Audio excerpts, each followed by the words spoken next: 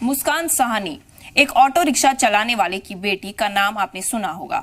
2 कमरों वाले मकान में रहने वाली मुस्कान ने अपने ख्वाबों को 4 दीवारी में बंद होने नहीं दिया और उन्होंने हाल ही में Jammu Kashmir administrative service exam qualify किया और मुल्क भर में अपना नाम रोशन किया।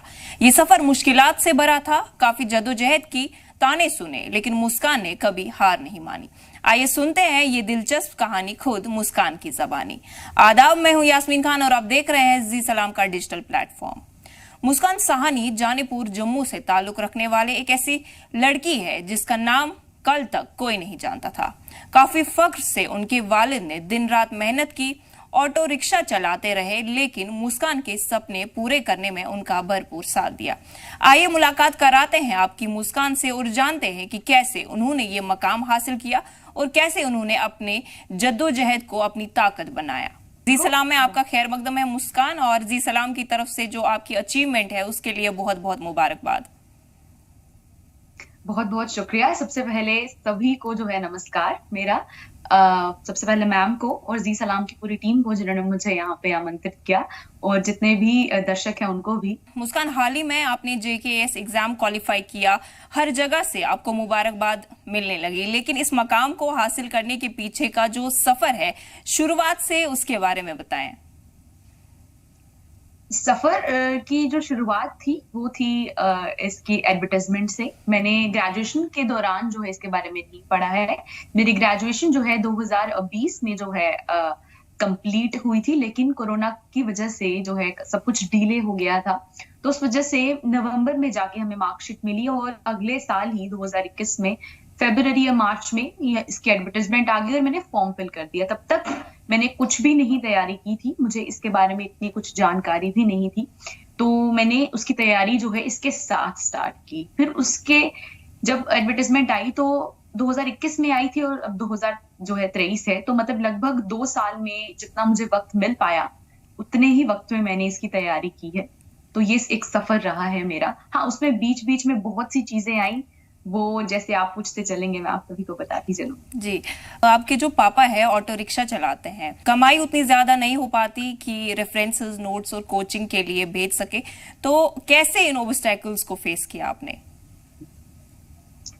मुझे लगता है कि अगर हम अपने पेरेंट्स से कुछ एक्सपेक्ट करते हैं तो वो चाहे कोई भी हो वो पूरा करने की जरूर कोशिश करते हैं। लेकिन मेरे केस में ये था कि जब मैं 21 साल की हुई तो मैं उसके बाद से अपने घर से पैसे नहीं लेती हूँ, क्योंकि मुझे लगता है कि आपके पेरेंट्स अपनी नीड्स को अलग रखकर जो आपकी वांट्स हैं उनको पहले प्रायोरिटी देते हैं। और अगर मैं उन्हें शायद कोचिंग के लिए बोलती तो शायद वो कहीं से करके मुझे वो भी करवाते, लेकिन ये मेरा खुद का फैसला था। It was a voluntary decision कि मुझे घर से पैसे नहीं लेने हैं, और जो भी मैंने उसके बाद करना था वो मैंने खुद करना था। छोटी छोटी जॉब्स करती हुई, फ्रीलांसिंग जिसे कहते हैं, तो उसके साथ मैं अपना खर्चा निकालती थी और आगे जो है इसकी तैयारी करती थी। तो मैंने कोचिंग या मॉक टेस्ट या सीरीज वगैरह कहीं से भी कुछ भी नहीं लिया था।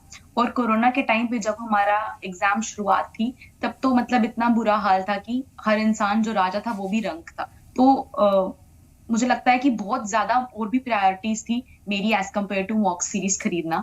तो उस वजह से मैं ये तो नहीं कर पाई, लेकिन हाँ अपने से मैंने पूरी कोशिश की थी। मुस्कान, आपके जो वालिदैन का आपकी कामयाबी में अहम रोल रहा है, कोई ऐसी बात जो आपने अपने पेरेंट्स में नोटिस की हो और वो आपके लिए मोटिवेशन बन गई हो? मुझे लगता है कि सबसे बड़ी मोटिवेशन यही है कि माँ बाप अपने सपने अपने बच्चों में देखते हैं।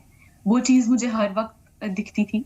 मुझे लगता है अभी तक मेरी जितनी भी जिंदगी रही है वो बहुत लेवल तक मेरे मामा पापा से जुड़ी हुई रही है। I always been a good girl. मुझे हमेशा जो उन्होंने कहा है मुझे अच्छा लगता है कि उनके साथ मिलकर चलना। और जब भी उन्हें देखती थी वो थक हार के आते थे, इतनी ठंड में भी सुबह इतनी जाना जब आप अपने बिस्तर से निकल भी नहीं सकते। मम्मा का हमें बिल्कुल बीइंग अ गर्ल, जब आप सोसाइटी में रहते हो तो आपको ये होता है हम 2 बहनें हैं कि आप घर का काम सीखो, आप ये सीखो वो सीखो, ऐसा कभी प्रेशर नहीं आया। मम्मा हमेशा उस वहां पे थे कि मैं कर सकती हूँ घर का काम सब कुछ ये वो, तुम पढ़ाई पर ध्यान दो। और जैसा कि मैंने बोला कि पापा को जब देखना तो मुझे लगता है एक जो प्यार और रिस्पेक्ट होती है ना वही बहुत बड़ी मोटिवेशन हो जाती है इस सफर में, और जो कि बहुत ज्यादा जरूरी भी। जी, मुस्कान, अगर कोचिंग की बात करें, जैसा कि आपने बोला कि आपने कोई कोचिंग वगैरह नहीं ली, तो इस सब में किस तरह से आपको सपोर्ट मिला? कि क्योंकि कई बच्चे हैं जो शायद फाइनेंशियल कंडीशंस की वजह से कोचिंग वगैरह नहीं ले पाते, तो उनके लिए आपका कोई मैसेज कि कैसे वो तैयारी कर सकते हैं अगर वो फाइनेंशियली स्टेबल नहीं है और वो अपनी जो ड्रीम्स है उनको फुलफिल करना चाहते हैं? मैं बस ये बोलूंगी कि अगर आपके पास कोचिंग नहीं है तो आप बिल्कुल मत समझिए कि आप किसी से पीछे हैं।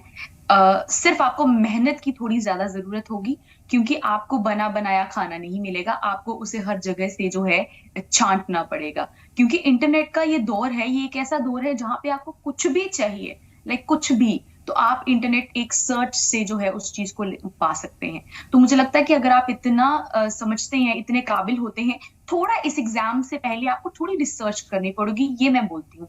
अगर आप कोचिंग नहीं कर रहे तो आपको खुद रिसर्च करना पड़ेगा, सिलेबस क्या है, क्या आता है, क्या नहीं आता, कहाँ से आप फ्री की वेबसाइट्स हैं जहां से आप मॉक्स दे सकते हैं, या फिर कहाँ से आप क्वेश्चन पेपर्स ले सकते हैं, कहाँ से आप देख सकते हैं कि आंसर्स कैसे लिखने हैं।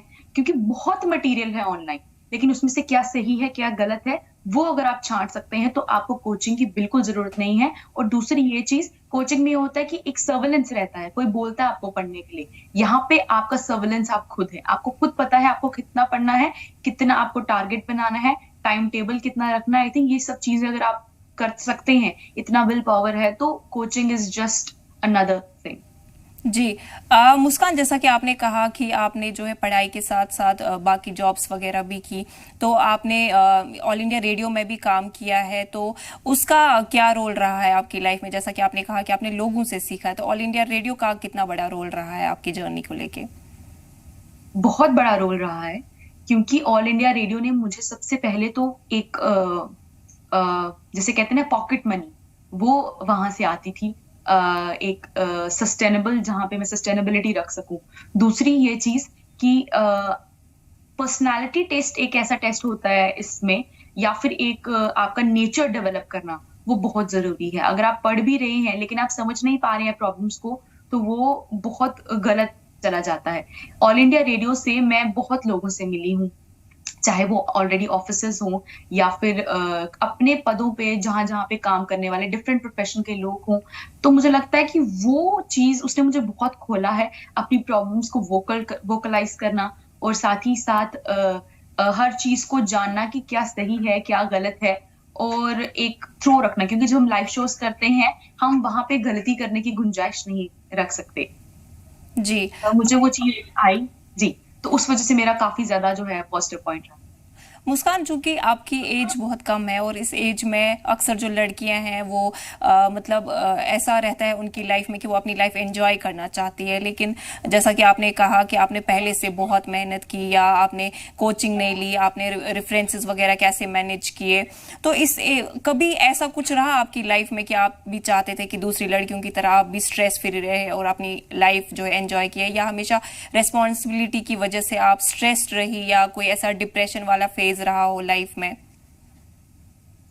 मुझे लगता है कि आप जब एग्जाम से पहले तक, जब मैं पढ़ाई वगैरह कर रही थी, तो मैंने बहुत एंजॉय किया है, क्योंकि एंजॉय सिर्फ आप पैसों से नहीं कर सकते। अगर आपकी कंपनी अच्छी है, हर चीज अच्छी है, आपके आसपास के लोग अच्छे हैं, तो वो भी बहुत बड़ी इंजॉयमेंट रहती है, राइट। लेकिन हाँ, एग्जाम के दौरान मैं जरूर कहूंगी कि एग्जाम के दौरान आपके ऊपर प्रेशर होता है, तो हाँ, उस वक्त आपको, मैं डिप्रेशन का नाम नहीं लूंगी क्योंकि एक बहुत बड़ा शब्द है, लेकिन आप बहुत ज्यादा लेवल पर नीचे रहते हो, आपको बहुत ज्यादा जो है झुकाव रहता है कि कहीं होगा कि नहीं होगा, क्योंकि एक अनसर्टेनिटी रहती है। वहां से निकलने के लिए मुझे लगता है कि भगवान मेरा बहुत बड़ा साथ दिया है, मेरे दोस्तों ने मेरा बहुत बड़ा साथ दिया है, हमेशा हर पॉइंट पे आई बीन ब्लेस्ड कि मुझे ऐसे दोस्त मिले कि नहीं तू कर सकती है, ये वो। पेरेंट्स ने बहुत साथ दिया, लेकिन सबसे ज्यादा साथ आपका अगर कोई दे सकता है तो मुझे लगता है आप खुद हैं। स्टार्ट टॉकिंग टू योरसेल्फ कि आप क्यों करना चाहते हैं, और अगर आप हार मानेंगे तो अगर आप 5 साल बाद अपने आप को देखेंगे तो क्या आप अपने आप पे तरस खाना चाहते हैं या अपने आप पे गर्व महसूस करना चाहते हैं? मैं अपने आप पे गर्व महसूस करना चाहती हूँ, तो इस वजह से मुझे था कि मुझे ये करना है, तो बस हो गया फिर। मुस्कान जी, सलाम के प्लेटफॉर्म पे काफी लोग आपको देख रहे हैं, तो कोई ऐसा मैसेज लोगों के लिए? मुझे लगता है एक मैसेज मैं नॉर्मल मैसेज दूंगी किसी भी प्रोफेशन से रिलेटेड। अगर आप अपने प्रोफेशन के साथ सच्चे हैं तो प्लीज अपने पैशन के साथ भी सच्चे रहिए। कहीं अपना पैशन और प्रोफेशन साथ लेकर चलिए, क्योंकि अगर आप अपने आप को सिर्फ काम में झोंक देंगे तो एक टाइम पर आपकी वो खुशी चली जाएगी। अगर आप खुश हैं तो आप अपने काम को 100 गुना ज्यादा एफिशिएंसी के साथ कर सकते हैं। आप जो भी लाइफ में करना चाहते हैं, चाहे वो एक जॉब हो, चाहे आप लीड करना चाहते हैं, चाहे आप मीडिया में जाना चाहते हैं, क्योंकि I have also been a part of 4th pillar of democracy. तो कुछ भी करना चाहते हैं, बस अपनी खुशी, अपना जो अच्छाई है वो साथ लेकर चलिए, एंड ट्रस्ट मी, एक ना एक दिन आपको वो सब वापस सूद समेत मिलेगा। जी मुस्कान, बहुत बहुत शुक्रिया आपका जी सलाम के साथ जुड़ने के लिए और अपनी इंस्पायरिंग स्टोरी लोगों के साथ शेयर करने के लिए। Thank you so much ma'am.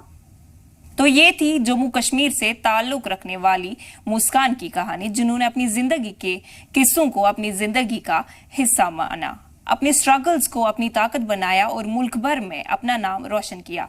मुस्कान के स्ट्रगल से ये बात तो तय है कि अगर आप में भी कुछ करने की लगन हो तो दुनिया की कोई ताकत आपको रोक नहीं सकती।